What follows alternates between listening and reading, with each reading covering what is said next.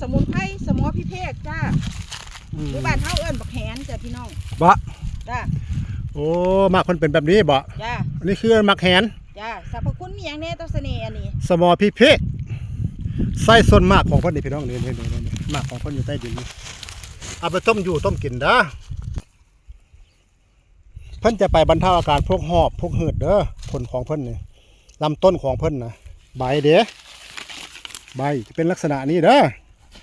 ตอนนี้ยายบัวพันธุ์กำลังเก็บบรรเทาอาการหอบหืดแก้ไอขับเสมหะเด้อมันไผเป็นไอเป็นหอบเป็นหืดลองต้มอยู่ต้มกินลองเบิ่งเด้อแก้ปวดท้องเป็นเบ็ดปวดท้องอย่างรุนแรงแต่ถ่ายไม่ออกต้มกินลองเบิ่งพี่น้องเพื่อท่านจะดีขึ้นล้างไขมันในตับล้างไขมันในลำไส้แก้ปวดท้องเป็นบิดไส้ส่วนมากของเพิ่นนี้เอาไปเข้ากับสมอไทยขามป้อมสมอพิเภกต้มกินจะล้างไขมันในตับในลำไส้ได้อย่างดีนะเพิ่นยังสามารถช่วยไปบรรเทาอาการเกี่ยวกับพวกเบาหวาน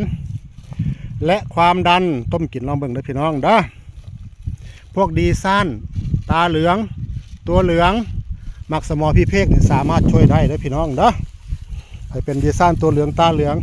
ถ้ารู้แล้วว่าเป็นดีซ่านตาเหลืองตัวเหลืองแล้วอย่าปล่อยให้เป็นนานลองหาต้มกินเบิ่งอาการจะค่อยๆดีขึ้นนะแผลผู้พองแผลเน่าเปื่อย